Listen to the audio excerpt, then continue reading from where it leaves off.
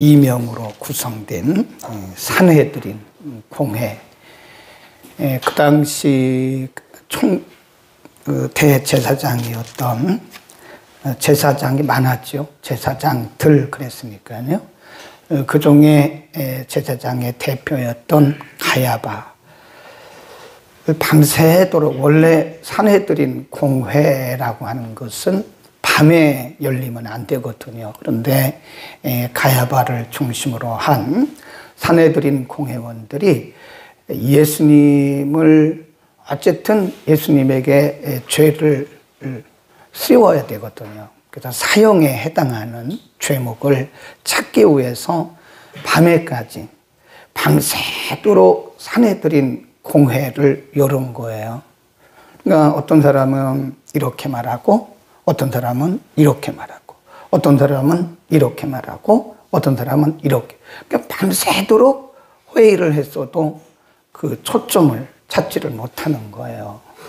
그래서 결국은 거기 보면 이 가야바라고 하는 제사장이 대제사장이 64절에 보면 그 63절부터 대제사장이 자기 옷을 찢으며 가로되 우리가 어찌 더 증인을 요구하리요. 그 참남한 말을 너희가 들었도다. 너희는 어떻게 생각하느뇨 하니 저희가 다 예수를 사형에 해당하는 자로 정죄. 거기다 출근하세요. 정죄란 말은 이분이 이 사람이 사형에 해당하는 죄가 있구나라고 이제 공회원들이 일치점을 찾지는 못했지만 제사장이었던 대제사장이었던 가야바가 함께 정죄를 한 거죠. 그 당시 법에 따르면 사실 이 산해드린 공회가 입법, 사법, 행정을 다 상권을 다 통합해서 가지고 있었기 때문에 사형을 내릴 수는 있었다 그래요. 그런데 그 당시 이 나라는 로마의 통치 아래에 있었기 때문에 이 전권은 누가 가지고 있느냐? 로마 정부가 갖고 있는 거예요. 그러니까 이 사람들이 정죄만 한 거예요. 정죄. 본인들이 사형 언도를 할 수는 있었지만 효력이 없어요. 로마 정부에서 이것을 승인해 주지 않으면 이 효력이 없습니다. 그러니까 산해드린 공회가 예수는 이 사람은 사형에 해당한다고 정죄만 한 거예요. 그리고 오늘 본문 1절에 보세요. 1절 시작.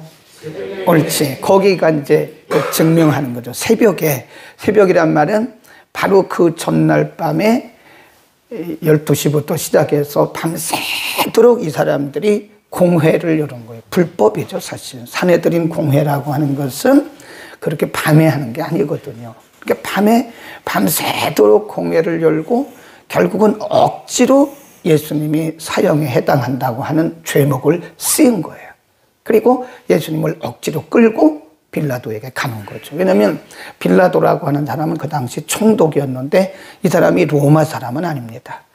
로마 정부가 본디오 빌라도에게 전권을 다 준 거예요.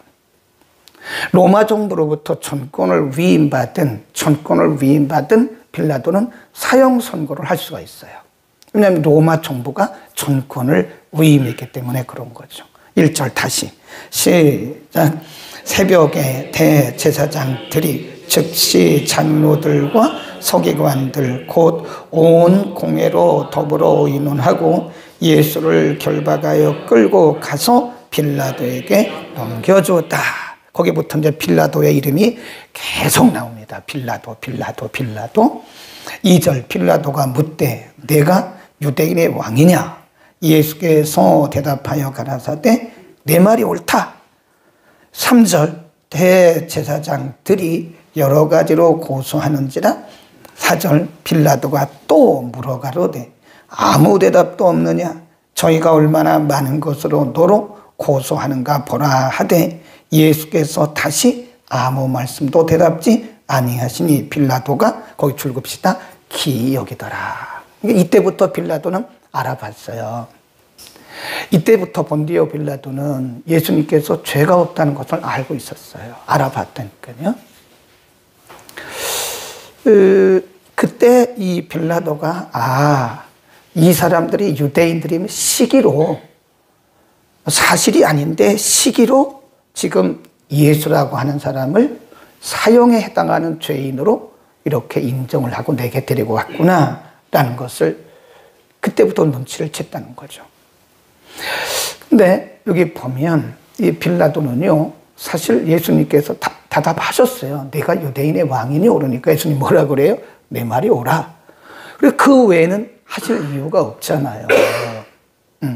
예수님께서 아무 대답도 하지 않으셨다. 거기 괄호해 놓고요. 5절 끝에다가 괄호해 놓고 이사야서 53장 7절 써놓습니다. 그리고 이사야서 53장을 펴니다. 이사야서 53장 7절에 보면 (1032면) 이사야서 53장 7절. 그가 곤욕을 당하여 괴로울 때에도 그 입을 열지 아니하였으며 마치 도수장으로 끌려가는 어린 양과 털 깎는 자 앞에 잠잠한 양같이 그 입을 열지 아니하였도다. 이 말씀 꼭 맞았죠. 그러니까 지금 총독 본디오 빌라도 앞에 서신, 끌려가신 예수님께서 빌라도가 묻는 말에 내가 유대인의 왕이냐? 그 질문에 대해서 딱 한마디, 내 말이 맞다. 당신 말이 옳소. 라고 말한 그 말 외에는 1절 말씀하시지 않았어요. 그것이 바로 이사야서 53장 7절의 말씀을 이룬 것이다 하는 거죠. 그러니까 지금 예수님의 이 과정들이, 고난의 과정들이 뭐 왔다 갔다 하고 그런데 사실은 이 마가가 조금 요약을 해놨거든요. 사실은 이보다 더 복잡해요. 왔다 갔다 하면서 신문을 당하는 거예요. 근데 이 모든 과정들조차 사실은 성경에 예언된 대로 되는 것이다 하는 거죠. 성경에 예언된 그 예언을 이루시고 계시는 것이다 하는 거죠. 그러니까 겉으로 볼 때는 예수님께서 지금 억울하게 사내들인 공회에 의해서 사형에 해당한다고 정죄를 당하고 지금 체포된 상태에다가 결박을 당했어요. 예. 결박을 당해가지고 사형수처럼 결박을 당해가지고 지금 본디오 빌라도에게 끌려간 거예요. 본디오 빌라도는 예수님이 죄가 없다는 걸 이미 알고 있었어요. 그럼에도 불구하고 또 계속 예수님께 물어보는 거예요.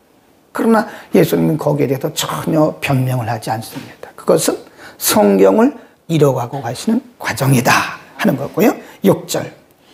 명절을 당하면 백성에 구하는 대로 죄수 하나를 놓아주는 전례가 있더니 밀란을 꾸미고 이 밀란에 살인하고 핍박된 자, 포박된 자 중에 바라바라 하는 자가 있는지라 우리가 나아가서 전례대로 하여 주기를 구하매 빌라도가 대답하여 가로되 너희는 내가 유대인의 왕을 너에게 놓아주기를 원하느냐 하니 이는 저가 대제사장들이 시기로 예수를 넘겨준 줄 알미라. 거기다 줄거놓으세요. 이미 내가 유대인의 왕이냐라고 묻는 그때부터 내 말이 옳다고 말하는 그때부터 예수님이 무죄하다는 것을 알고 있었고 지금 여기서 사실은 6월절 특사 제도가 있었어요. 6월절이 되면 명절 특사로 죄수 중에 하나 살인죄를 범한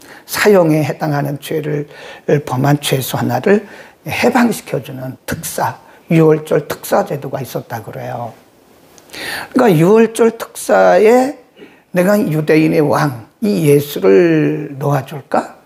아니면 또 다른 사람을 놓아줄까? 그러니까 사람들이 밀란을 꾸몄다 그 말은 대제사장들이 함께 백성들의 마음을 다 모아가지고 선동을 한 거예요.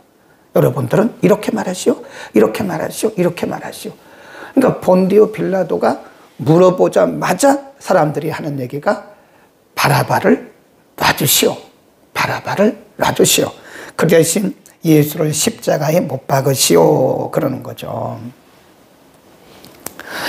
그 다음에 14절입니다. 시작. 빌라도가 가로되 어찌미뇨 무슨 악한 일을 하였느냐 하니 더욱 소리 지르되 십자가에 못 박게 하소서 하는지라.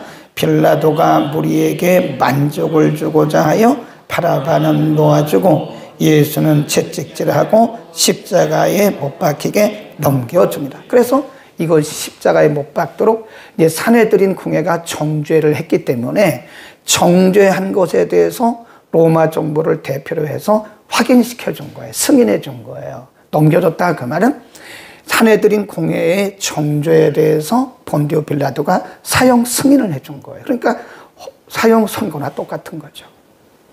사형에 대해서 승인을 해준 거예요. 결국은 이 빌라도, 본디오 빌라도, 우리가 조금 아까 본디오 빌라도 얘기했잖아요. 그 신앙고백 사도신경 하면서 본디오 빌라도에게 못 박혀 죽으셨다 그랬잖아요. 사실 그 본디오 빌라도가 못 박은 건 아니죠. 군병들이 못 박았지만 이는 로마 정부를 대신해서 예수님을 사형에 언도하는 승인을 했기 때문에 그 책임을 그렇게 우리가 말하는 거예요. 그래서 본디오 빌라도는 평생 불행한 사람이 되었습니다. 그 마음속에 이미 10절에도 이 예수는 이렇게 사형에 해당하는 죄를 범한 사람이 아니구나 라는 것을 알고 있었고, 내가 유대인의 왕이냐? 예수님 대답하실 때 내 말이 오라 라고 그때 대답하실 때 벌써 빌라도는 예수님이 사형에 해당할 만큼 죄를 지었지 않았다는 사실을 알고 있었다는 거예요.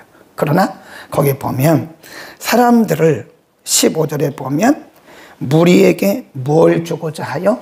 만족을 주고자 하여 공의를 깨버린 거예요. 빌라도는 참 불행한 사람입니다.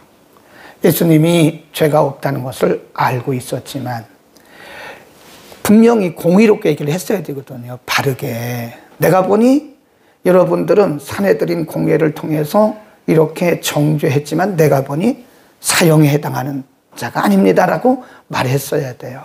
그런데 지금 질질 끌려가는 거예요. 왜 그럴까요? 백성들의 마음을 만족시켜 주려고. 어쩌면 우리도 그런 모습이 있을지도 몰라요. 하나님의 말씀, 진리를 따라야 되는데 사람들의 눈치를 보는 거예요. 누가 이렇게 말하면 어떡하지? 이 사람이 싫어하면 어떡하지? 이 사람이 싫어하면 어떡하지? 이렇게 사람들의 눈치를 보기 위해서, 사람들의 마음을 만족하기 위해서 우리는 진리를 따라가는 것을 포기할 수도 있는 거예요. 이것이 하나님의 말씀이고 이것이 하나님의 뜻이고 이것이 하나님이 원하시는 길임을 알면서도 사람들을 만족하고 사람들의 눈치를 보느라고 하나님이 원하시는 그 길을 가지 않고 사람들의 눈치를 보고 사람들의 마음을 기쁘게 하고 있는지도 몰라요. 여러분, 우리는 하나님만 보고 가야 됩니다. 사람들이 나에 대해서 뭐라고 말하는 거기에 대해서 너무 신경 쓰다가 어쩌면 우리는 하나님의 진리를 놓쳐버리고 하나님의 말씀을 놓쳐버리고 우리는 사람들에게 끌려가다가 평생 본디오 빌라도와 같이 그렇게 불행한 사람이 될 수도 있겠다 하는 생각을 합니다. 우리는 평생, 우리 남은 여생 평생 누구만 보자고요? 하나님만 봐야 됩니다. 사람의 눈치를 보면 안 돼요. 이 말을 해서 이 사람이 싫어하면 어떡하지? 이 말을 했을 때 이 사람들이 상처를 받으면 어떡하지? 상처 안 받아요.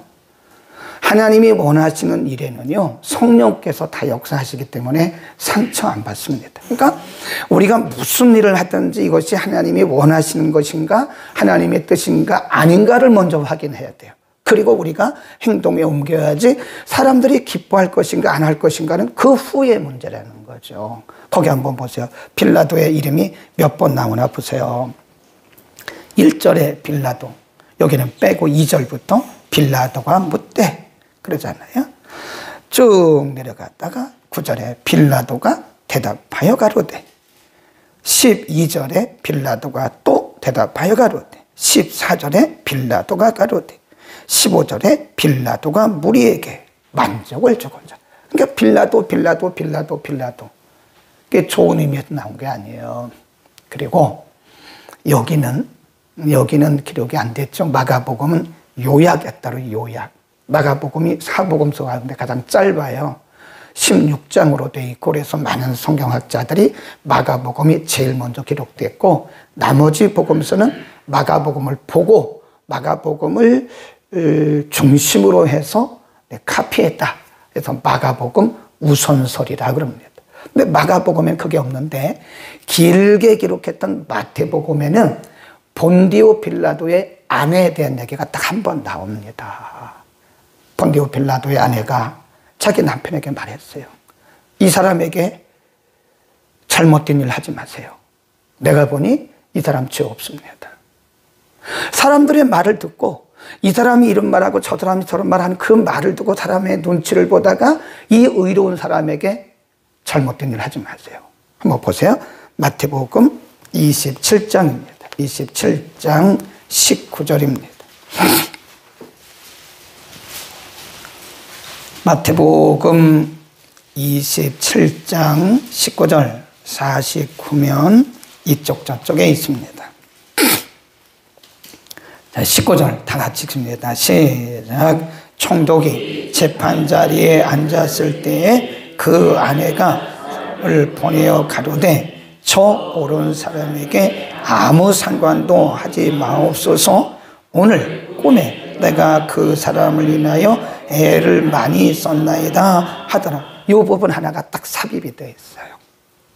마가는 이 부분을 쓰지 않았는데 마태는 이 부분을 삽입시켰습니다. 그 다음에 14절도 보세요.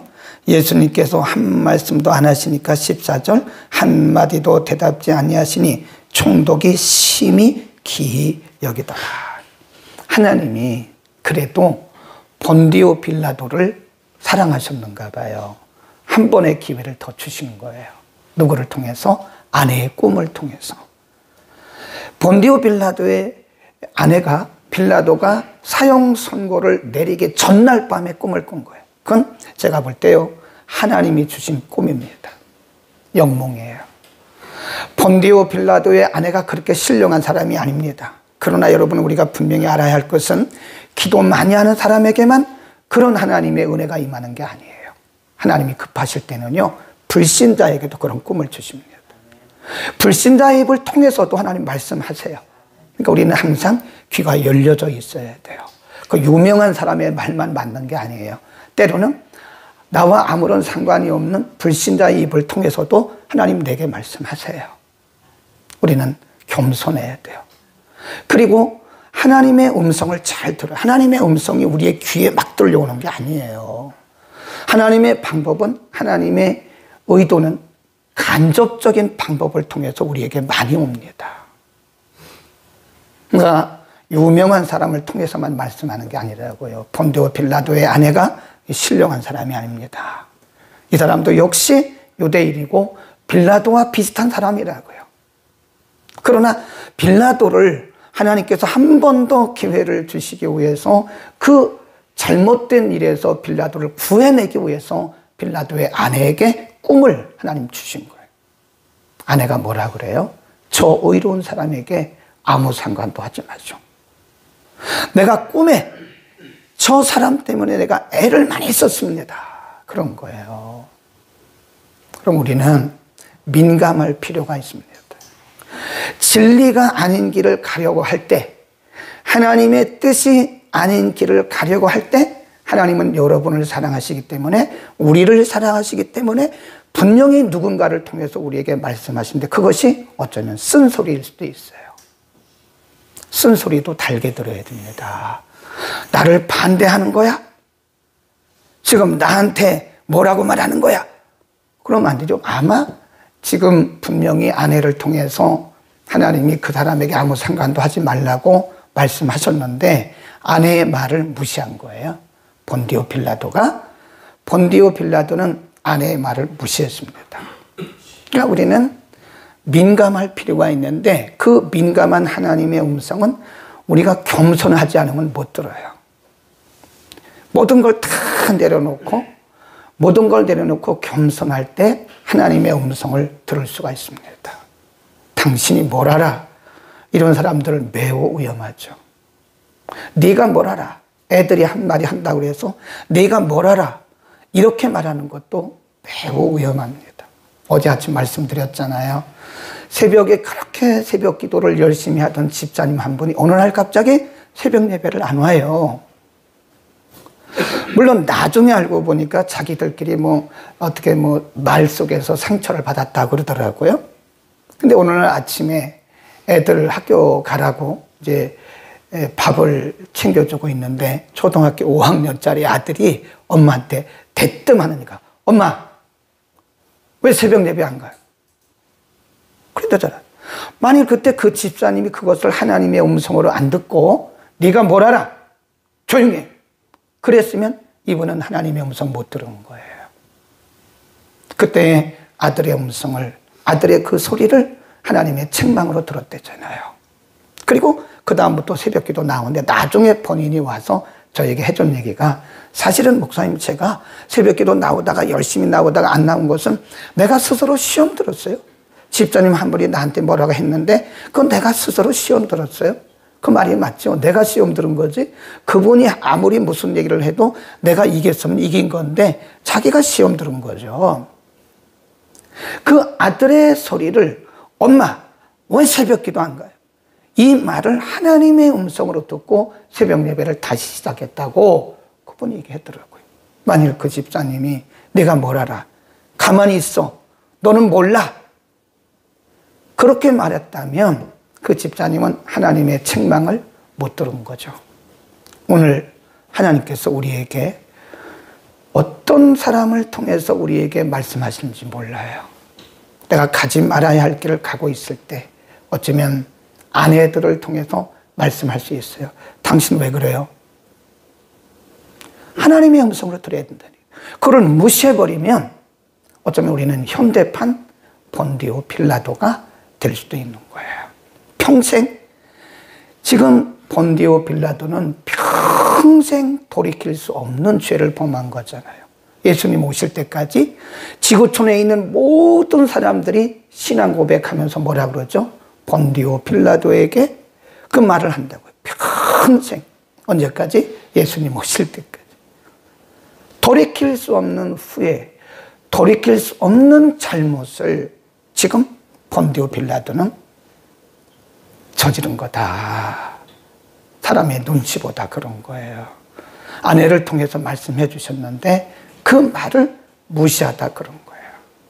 고난주간을 지나는 우리들, 오늘 내가 가지 말아야 할 길을 가고 있는지, 아니면 그래도 하나님이 나를 사랑하시기 때문에 누군가를 통해서 나에게 말씀하실 때 내가 그 음성을 하나님의 음성으로 들을 수 있는 마음의 준비가 돼 있는가?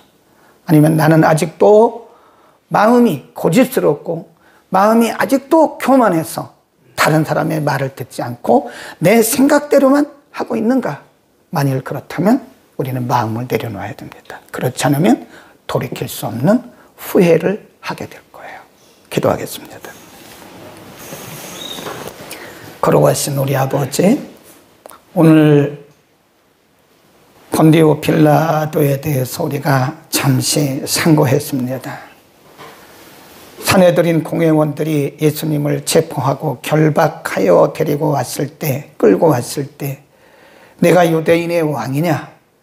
예수님의 대답하심이 내 말이 옳도다라고 하는 그 말 속에서 이미 예수님에게 죄가 없다는 사실을 감지했고 여러 번 과정들을 통해서 죄가 없으신 예수님을 그가 알게 되었지만 결국은 민중을 만족해 하기 위해서, 군중들을 만족해 하기 위해서 그가 의를 버리고 진리를 버리고 공의를 버리고 후회할 수 없는, 돌이킬 수 없는 후회에 이른 것을 우리가 오늘 상고했습니다. 하나님, 지금 우리가 가는 길이 어떤 길인가를 늘 점검하게 하시고, 행여나 하나님이 우리를 사랑하시기 때문에 잘못된 길을 가고 있을 때, 그릇된 길을 가고 있을 때 이 사람 저 사람을 통해서, 아니면 이런 환경 저런 환경을 통해서 때로는 이런저런 말씀들을 통해서 우리에게 말씀하실 때 들을 수 있는 겸손함과 그리고 돌이킬 수 있는 민감함을 우리에게 허락하여 주옵소서. 우리가 겸손하지 않고는 우리 자신을 내려놓지 않고는 사람의 눈치를 볼 수밖에 없음을 우리가 압니다. 하나님, 우리에게 하나님만 바라보고 갈 수 있는 믿음의 용기와 분별력을 허락하여 주옵소서. 예수 그리스도의 이름으로 기도드립니다.